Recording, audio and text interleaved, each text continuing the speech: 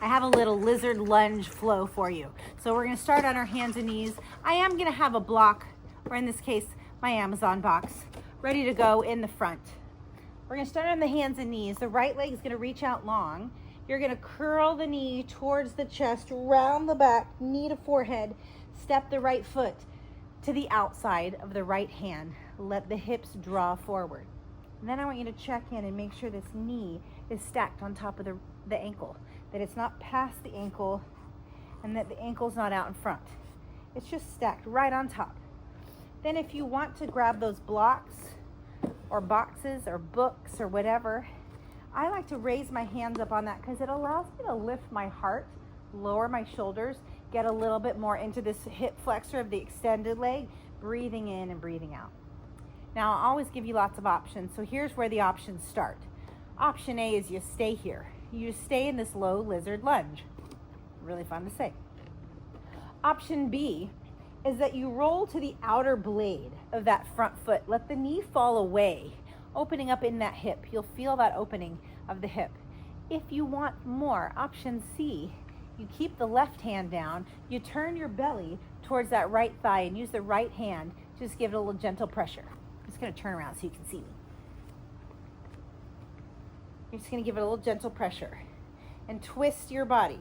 So you're gonna use that gentle pressure on that thigh to find that twist.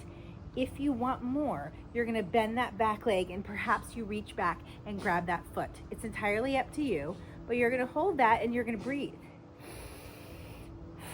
Feel your body settle into the pose. Feel the space start to open up in the hips, in the outer hip, right hip, and in the hip flexor of the left hip. Breathing in the twist in the spine. And then start to unwind. If you have that back foot, release it. If you have the twist, come back to the front. And if you're on the blade of your foot, plant your foot solid. Then you're gonna extend that front leg. I'm gonna get this block back up under my hand. And your hip is gonna stack on top of your knee. So we're not sitting all the way back. I'm gonna use that block for the same purpose. Think about cat and cow. Cat and cow. I want you to think about that heart pulling forward, the shoulders come down, the toes are alive, the foot is alive, it's energized, it's not flopping, it's fired up with energy. This could be enough for you if you're really lengthening that spine. If you want more, press the heel into the mat. If you want more, there's always options. You can press the heel down and draw it back towards you so that you can really feel these muscles light back. And then if you even want more, you're gonna take that right hip and you're just gonna slide it back and feel all the length underneath that extended front right leg. Breathing in and breathing out. Just hold it for a few more moments. Breathing in and breathing out. One more time. Then we're gonna release the block. We're gonna come back forward. We're gonna plant that foot. We're gonna bend into that knee. And then we're gonna press up into a low lunge. So our back knee is down, arms reach up, heart reaches up, maybe chin tilts up slightly. Breathe in, big breath. Open the chest, palms come together, palms come to the heart. You're gonna twist towards this thigh, your right thigh. Your left elbow is gonna hook to the outside of that thigh. You're gonna press the right palm into the left palm to find that twist. Pressing down, your goal eventually is to get those thumbs to the middle of your sternum. Breathe in, perhaps you look up towards the right side, towards the right shoulder, breathe out. Breathe in. If you're finding that you're having trouble with balance here, a couple things. You can wiggle that right foot out a little wider.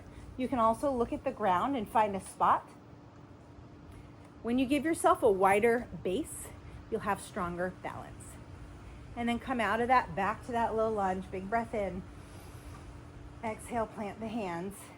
Bring the right knee back to meet the left knee and find a child's pose. Sit back on your hips, forehead comes to the ground. Take a couple breaths here. Breathing in through your nose, sighing it out, letting go of everything you just did. Breathing in, sighing it out. One last time. Breathing in, sighing it out. Now you can stay facing the same way. I'm gonna turn around just so you can see what I'm doing. I'm gonna go back onto my hands and knees, and I'm gonna extend my left leg this time, the opposite leg. Big breath in, exhale, curl the spine, draw the knee to the nose. Then you're gonna step that foot to the outside of your left hand. Left foot outside the left hand, the hips are gonna draw forward. You're gonna check in with this alignment, this knee to ankle alignment one more time. You're gonna grab your block / Amazon box, and you are gonna draw yourself up. Find that open heart, shoulder blades draw together, heart lifts, maybe chin lifts. Let yourself settle in here for a few moments. Now, wherever you went on the right side, I want you to go on the left side. So if you found yourself rolling to the outer blade of the foot, I want you to do that. If you found a twist, you turned your belly towards that thigh, using that left hand to help find that revolve, that twist, do that. And then if you reach back and you grab that foot behind you, you can do that here too. You've got lots of options, lots and lots. My goal for you is always to do something that makes you feel better when you're done. So decide what that is for yourself and do that. Breathe one more breath in this lizard lunge, twisted lizard lunge. And then if you have your foot, release your foot gently. If you're twisted, come back to the front. If your foot's on the blade, plant that foot solid. And then you're gonna extend that front leg, straighten it, stack the hips on top of the knee, flex that foot, a live, energized foot. Breathe in, flatten your back. You can always go up to the highest setting of your block / box. Breathing in, breathing out. If you press the heel down, you press the heel down again. If you drew it back, you drew it back. If you move that hip back in space, you have all those options for how intense you want to make this stretch and finding the space in the back side of your left leg. But keep breathing, whatever you do, just breathe.